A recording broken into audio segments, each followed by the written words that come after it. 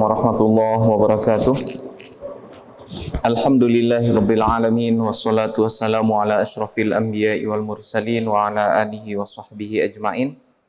Ibu bapak jamaah zuhur yang dimuliakan Allah, pada pertemuan kita sebelumnya kita sudah menyampaikan sebuah ayat dari dalam Al-Qur'an yang terdapat di dalam surah Al-Anfal. Wa ati'ullaha wa rasulahu wa la tanaza'u fatafshalu wa tadhhaba rihukum wasbiru innallaha ma'as sabirin. Dan taatilah Allah dan Rasulnya, dan janganlah kamu berselisih yang menyebabkan kamu menjadi gentar dan kekuatanmu hilang, dan bersabarlah, sungguh Allah beserta orang-orang yang sabar. Pada waktu itu kita menjelaskan tentang terjadinya perbedaan pendapat di kalangan kaum muslimin ini merupakan sesuatu yang wajar, dan Rasulullah SAW sendiri yang mengizinkan hal itu terjadi.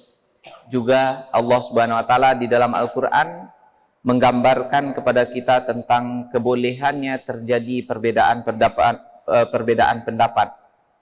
Bahkan kalau perbedaan itu dikelola dengan baik menjadi rahmat dan kebaikan bagi umat ini, tetapi kalau tidak terkelola dengan baik akan mendatangkan perpecahan dan permusuhan sesama kita umat Islam.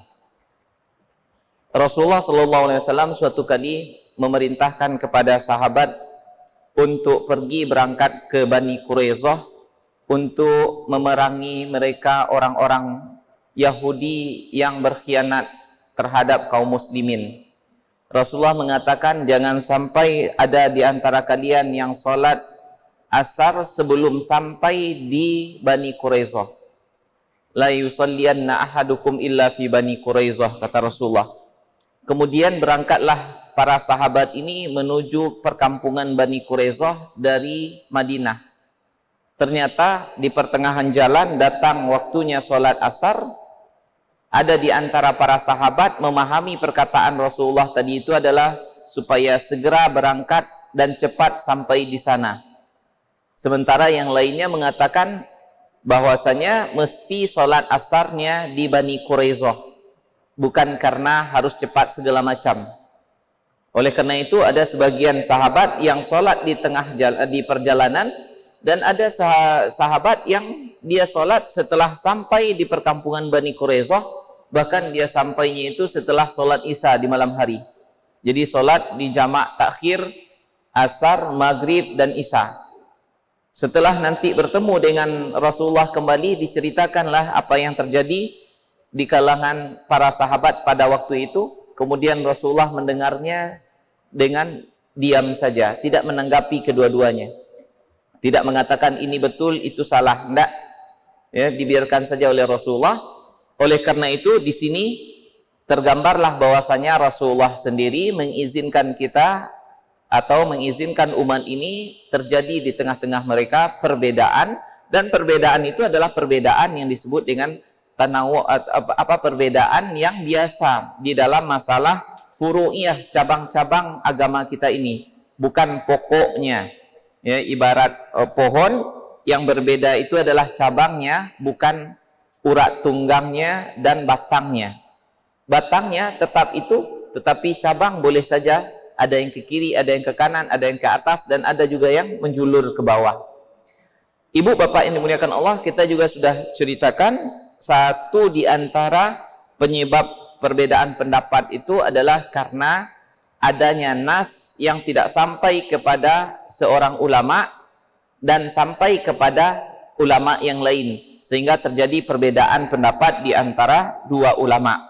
Sekarang kita lanjutkan apa penyebabnya terjadi perbedaan pendapat lagi, yaitu ada di antara orang alim itu dia sudah tahu awalnya tentang dalil suatu amalan, tetapi waktu itu dia lupa.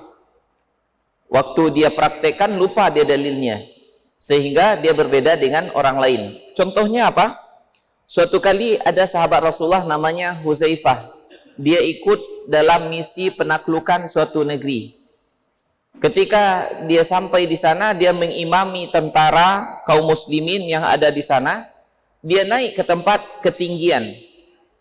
Kemudian ada di antara sahabat Rasulullah yang salat di belakangnya sebagai makmum, namanya Abu Mas'ud, memegang lengannya begitu, menariknya ke bawah. Kemudian setelah selesai salat, Abu Mas'ud mendekati Huzaifah, apakah engkau tidak ingat bahwasanya Rasulullah melarang kita untuk mengimami orang lain sementara imamnya itu berada di tempat ketinggian? Jadi tidak boleh sebenarnya imam lebih tinggi daripada makmum, itu harus sejajar. Kemudian apa kata Huzaifah? Saya awalnya lupa, tetapi ketika kamu tadi menarik tanganku ke belakang, aku jadi ingat bahwa Rasulullah pernah melarang kita melakukan itu. Nah, banyak hal seperti ini terjadi di kalangan ulama.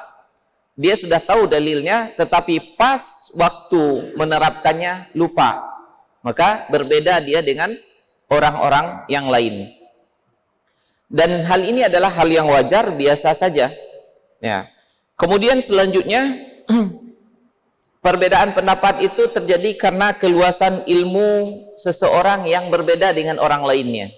Bahkan keluasan ilmu pada diri satu orang dibandingkan tahun sekarang dengan tahun yang akan datang, itu akan berbeda. Dengan bertambahnya bacaan, bertambahnya pengalaman, sehingga bisa saja berbeda pendapatnya tahun ini dengan tahun yang datang, atau tahun sebelumnya dengan tahun ini.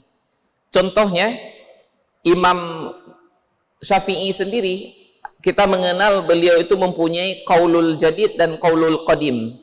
Qaulul qadim itu adalah pendapatnya yang sudah berlalu, ya. Ketika beliau masih berada di Irak, kemudian setelah beliau menetap di Mesir, muncul qaulul jadid namanya, perkataan yang baru atau pendapat baru. Kenapa? Karena ilmunya terus bertambah, pengalamannya juga bertambah, serta pemahamannya juga meningkat. Maka berbedalah pendapatnya pada saat sekarang dengan yang sudah berlalu. Dan begitu juga dengan kita. Boleh jadi kita sebelumnya belum tahu tentang sesuatu, kemudian kita tidak mengamalkannya. Kemudian setelah itu kita mengetahui dalilnya, sehingga kita bertambah amal pengetahuan kita, atau sebaliknya, yang awalnya kita amalkan ternyata ini bukanlah sesuatu yang kuat atau anjuran di dalam agama kita. Seterusnya ada lagi, perbedaan pendapat itu terjadi dikarenakan oleh menurut menurut dia itu adalah kuat dalilnya, sementara bagi orang lain itu tidak kuat. Maksudnya apa? Ada dua hadis yang berbeda, maksudnya juga tujuannya berbeda, tetapi menurut seorang imam ini adalah yang kuat, menurut imam yang lain inilah yang kuat. Apa contohnya? Kata Rasulullah SAW dalam sebuah hadis, ya, bahwasanya man massa dzakarahu falyatawadda, siapa yang memegang kemaluannya hendaklah dia berwudu lagi. Kemudian di dalam hadis yang lain dikatakan, innama huwa qit'atun min jasadik, itu kemaluanmu itu adalah bagian dari tubuhmu juga. Ibaratnya kalau kita memegang kemaluan itu sama dengan kita memegang telinga, memegang kepala. Suatu kali ada imam besar, ya, gurunya Imam Bukhari, bertiga duduk di masjid. Imam Ahmad bin Hanbal, Yahya bin Ma'in, dan Ali Al-Madini. Menurut Imam Yahya bin Ma'in, hadis yang kuat itu adalah siapa yang memegang kemaluannya mesti berwudu. Menurut Imam Ali Al-Madini, itu adalah bagian dari tubuh kita juga. Jadi kalau sudah terpegang kemaluan, tidak masalah, ya, tidak perlu berwudu lagi. Terjadilah pertengkaran, menurut saya ini yang kuat, menurut saya inilah yang kuat.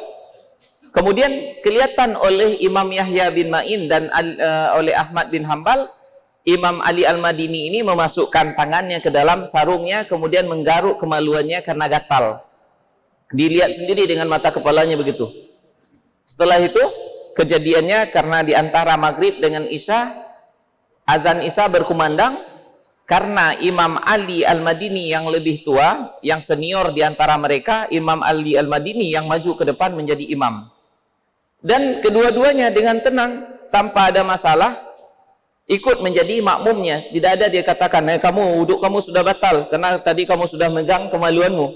Karena menurut mereka berdua secara keyakinannya, wuduknya Imam Ali Al-Madini sudah batal. Tetapi menurut Imam Ali Al-Madini sendiri, wuduknya tidaklah batal. Kenapa? Karena ada hadis dari Rasulullah yang mengatakan seperti tadi, yang menurut dia itulah yang kuat, itulah yang perlu dipakai. Jadi ibu bapak yang dimuliakan Allah, kita lihat di sini betapa orang ini berlapang hati, berkepala luas, walaupun menurut dia tidak seperti itu, tetapi menurut keyakinan orang yang lain adalah seperti yang dipahami oleh Imam Ali Al-Madini, mereka tenang-tenang saja, tidak terjadi pertengkaran. Coba kalau di tengah-tengah kita terjadi seperti itu, bisa-bisa terjadi pukul-pukulan, karena sholat kamu sudah batal, kemudian maju pula menjadi imam begitu.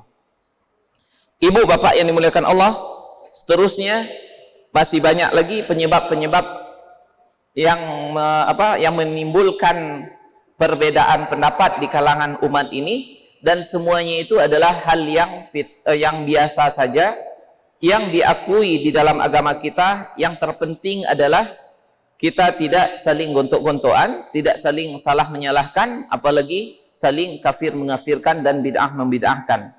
Kalau hal-hal seperti ini kita ketahui, insya Allah kita akan berlapang hati dengan terjadinya perbedaan yang kelihatan di tengah-tengah kita. Ada orang setelah ruku dia lipat lagi tangannya, oh ini dia pasti ada dalilnya.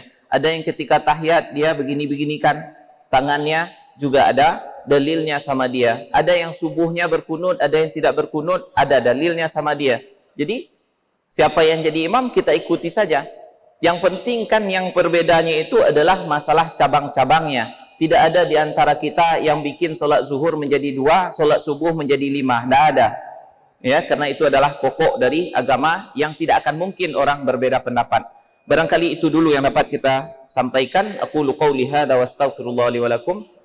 Subhanakallahumma bihamdika asyhadu an la ilaha illa anta astaghfiruka wa atubu ilaik. Assalamualaikum warahmatullahi wabarakatuh.